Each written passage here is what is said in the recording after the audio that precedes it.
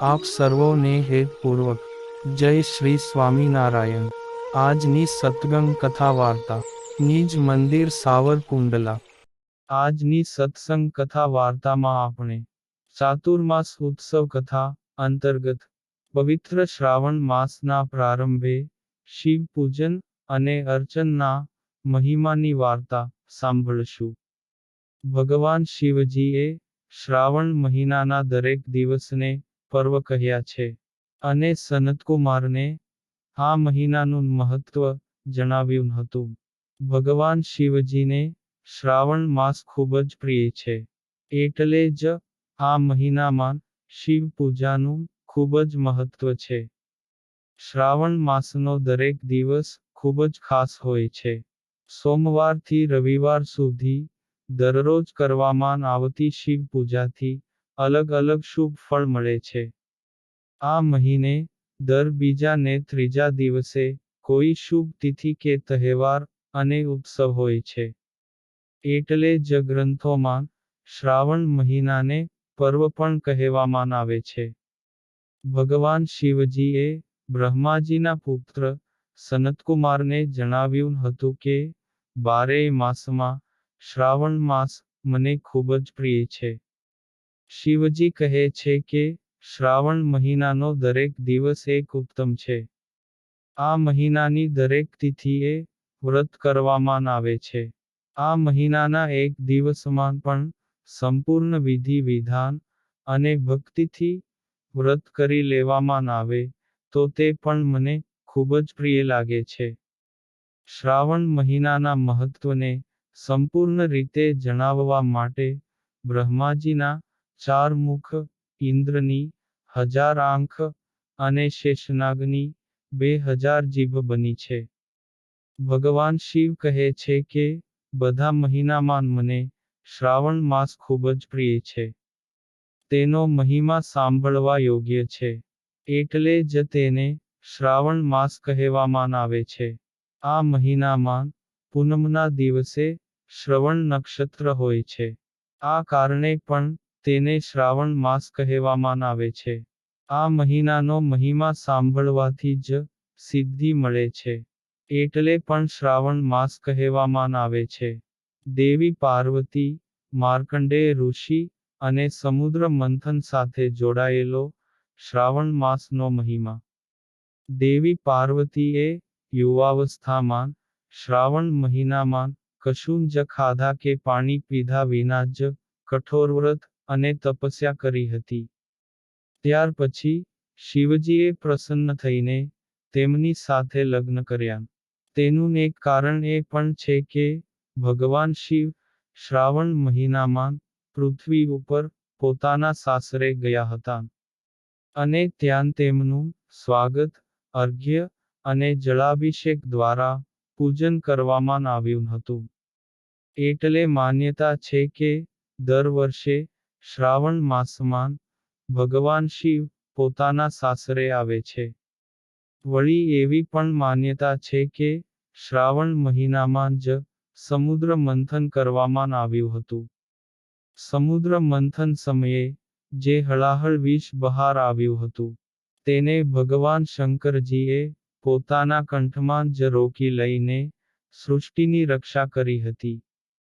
પરંતુ વિષ પીધા પછી ભગવાન શિવનો કંઠ વાદળી થઈ ગયો હતો. એટલે તેમનું એક નામ નીલકંઠ મહાદેવ પડ્યું. અને ઝેરની અસર ઘટાડવા માટે બધા દેવી દેવતાઓએ તેમને જળ ચઢાવવાનું શરૂ કર્યું. એટલે જ શિવલિંગ ઉપર જળ ચઢાવવાનું ખાસ મહત્વ છે. અને થોડા વિદ્વાનોએ માર્કંડેય ઋષિની તપસ્યાને પણ શ્રાવણ મહિના સાથે જોડી છે. એટલે માન્યતા છે કે માર્કંડેય ઋષિની ઉંમર ઓછી હતી. પરંતુ તેમના પિતા મર્કંડુ ઋષિએ તેમને અકાળ મૃત્યુથી દૂર કરીને લાંબી ઉંમર મેળવવા માટે શિવજીની વિશેષ પૂજા કરવાનું કહ્યું. ત્યારે માર્કંડેય ઋષિએ શ્રાવણ મહિનામાં જ કઠોર તપસ્યા કરીને શિવજીને પ્રસન્ન કર્યા હતા. જેથી મૃત્યુ એટલે કે કાળના દેવતા યમરાજ પણ નતમસ્તક થઈ ગયા હતા. ને એટલે જ શિવજીને મહાકાળ પણ કહેવામાં આવે છે. હિન્દુ ધર્મના શાસ્ત્રોમાં ભગવાનની ભક્તિ કરીને મનુષ્ય જન્મ સાર્થક કરી લેવાનું પ્રતિપાદન કરવામાં આવ્યું છે. ભગવાનની ભક્તિ માટે 12 માસમાં ચાતુર્માસને શ્રેષ્ઠ ગણવામાં આવે છે. કારણ કે ચાતુર્માસમાં દરેક સંપ્રદાયના અનેક તહેવારો આવે છે. એટલે તો સૌ માણસો સત્સંગ અને ભક્તિમાં તલ્લીન બને છે. આ ચાતુર્માસમાં પણ શ્રાવણ માસને શ્રેષ્ઠ માનવામાં આવે છે.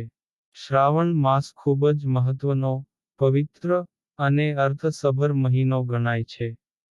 આ શ્રાવણ માસ દરમિયાન મંદિરો ધૂન, ભજન, કથા, કીર્તન અને મંત્રજાપથી ગુંજી ઉઠે છે.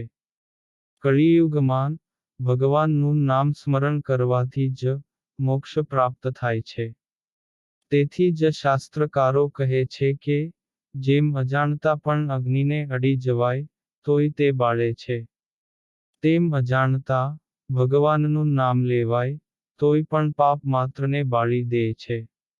જેમ જળથી અગ્નિ શાંત થાય છે, સૂર્યથી અંધકાર ટાળે છે, તેમજ શ્રી હરિના નામ સ્મરણથી પાપ માત્રનો પ્રલય થઈ જાય છે.